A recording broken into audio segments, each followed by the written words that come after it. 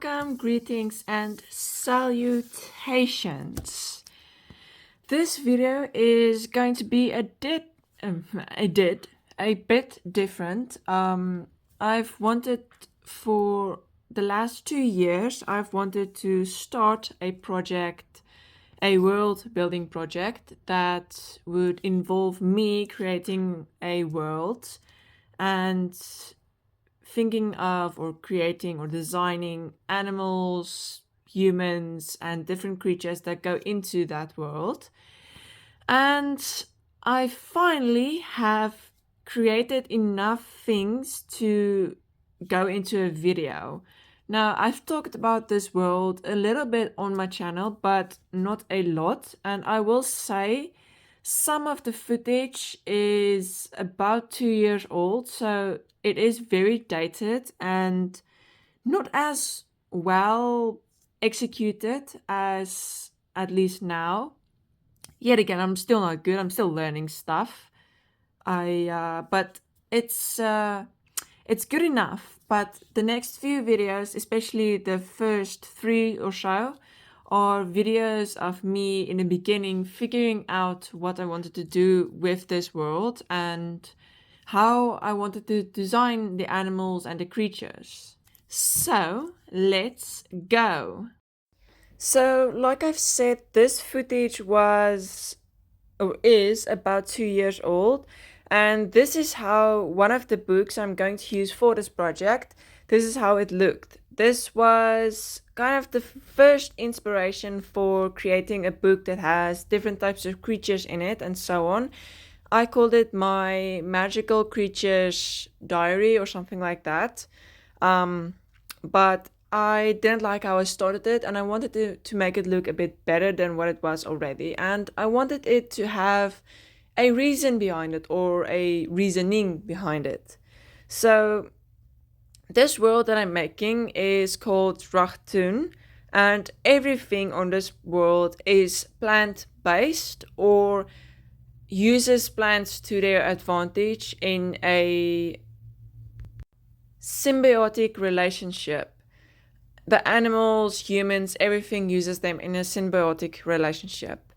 And I did decide that I wanted to make the sun, rather than orange or red or yellow like ours, it would be a bit more on the green or not on the green, on the pink spectrum, which would make sundown and sun up more vibrant.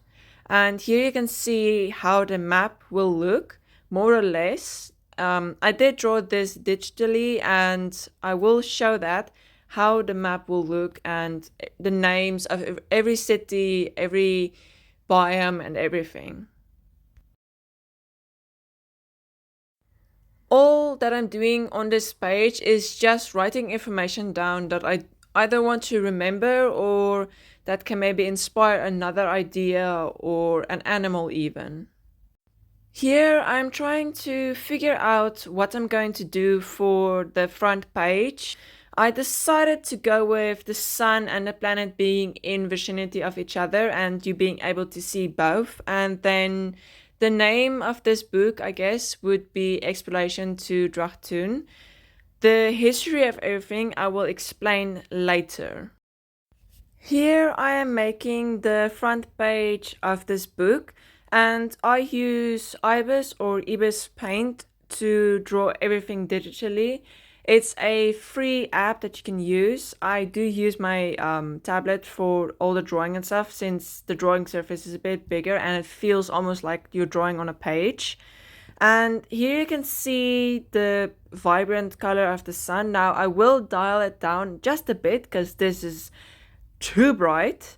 And I will say, I do say this a lot, I love how this came out. I am new to drawing digitally, and I struggle to say the word digitally sometimes in a sentence. I don't know why. But anyways, I'm new to drawing digitally, and this drawing is one of my best so far. I think I put it in a short quite a while back.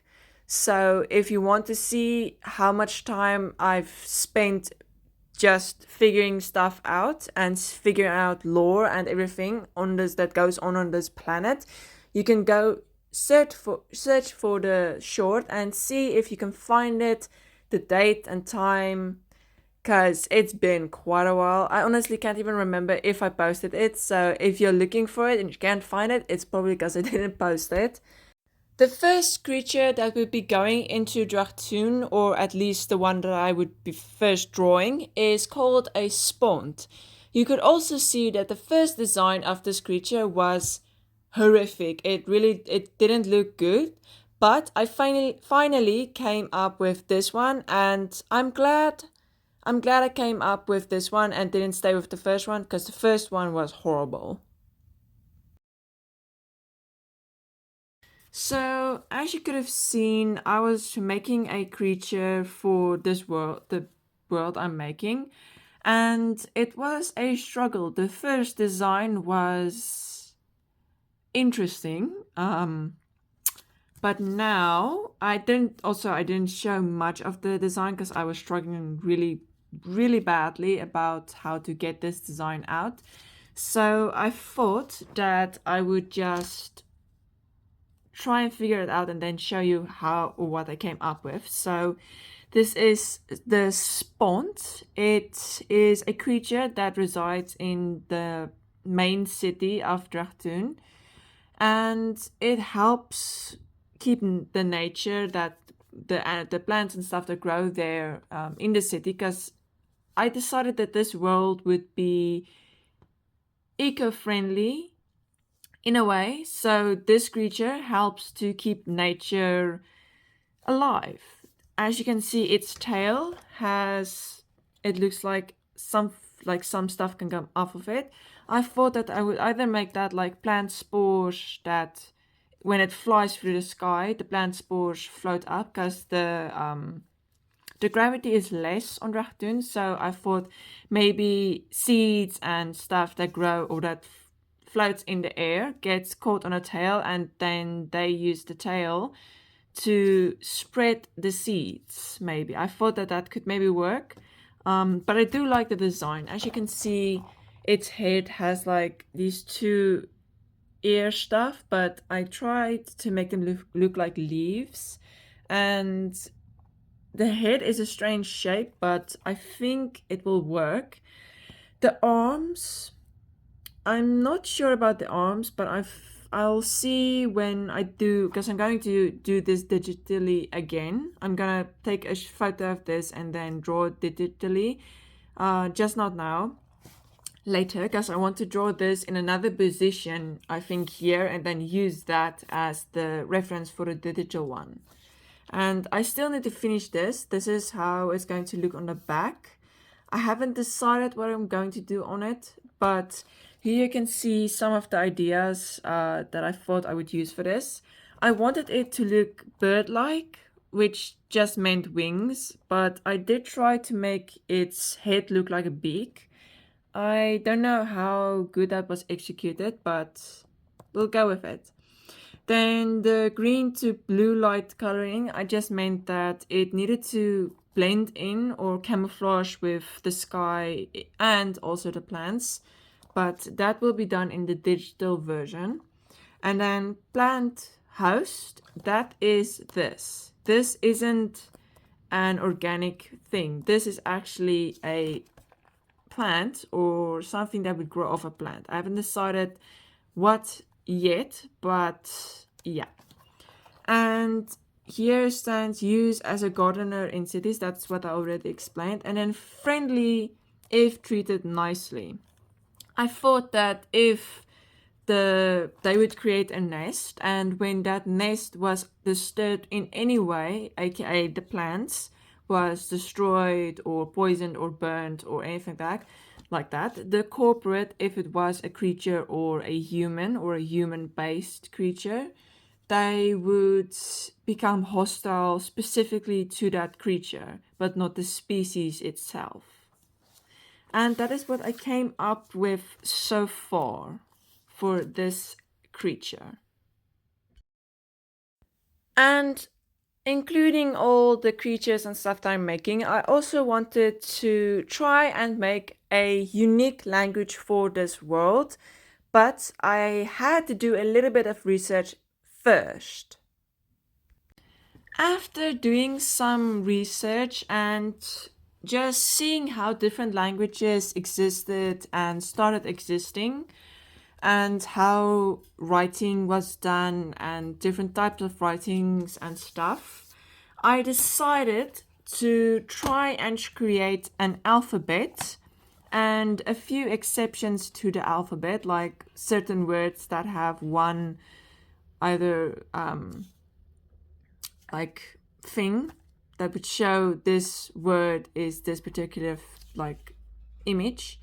And I think I do have the letters, and I have like the question marks and exclamation marks and so on, and I also have the numbers, how they would look, and the exceptions to the language. I literally just now need to see if this could work, but I'll show you how everything looks.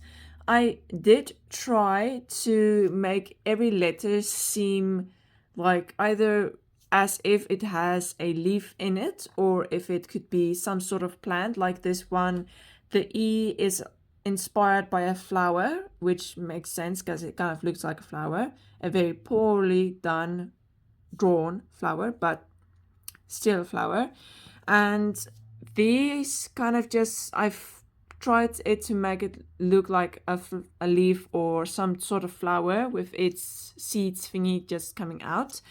And a few of these, like most of these, were done like a month in between these, because I did these and then like life was too busy, so I just stopped with this and then continued a month later.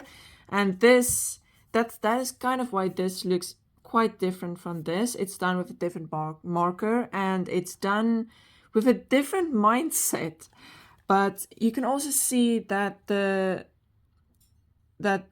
smaller version of like the capital letters, they are mostly just smaller versions of these. And I also decided for this language, for us, when we write a word, it is the capital letter and then the smaller letters.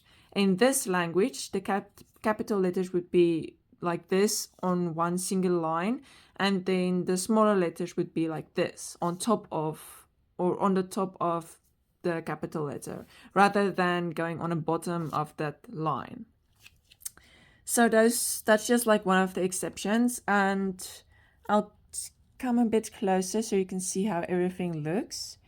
I did use a thick marker, so some of it is either smudged or some of it is ruined, but I understand what's supposed to, like, how everything's going to look.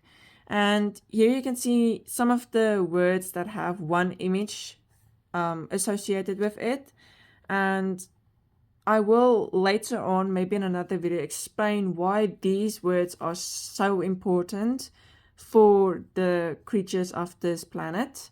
And here you can see the numbers and how they could look. And the minus number has a different, like, it will be done or written in the beginning of a negative number, which means you'll know when something is negative before reading the number. And then, like, in our language, it's done the same way. It is done also with the question marks and explanation marks. They will be put in front of a sentence or a word, so you'll know that it is either surprising or you'll know that it is a question. And some of these sounds I've decided that would be done also with one marking. And like long sounds, for example, a word that is said as Drachtun, those two O's in Drachtun would be written with a O with that little mark on it. That's kind of why it already has a mark on it, because it's supposed to be a long sound. And the plural thing, if a word is plural or more than one, it's done with that marking, so that you'll know, like, you're talking more about more than one creature or human or whatever. So that is kind of what I came up for now. This probably will change or just be executed better later on, but that is kind of how it looks. And to say this probably took me the longest than in anything else. Making the book was literally easier than making the language. And just for fun, I did start writing a little bit of the lore or what I would be writing in the book.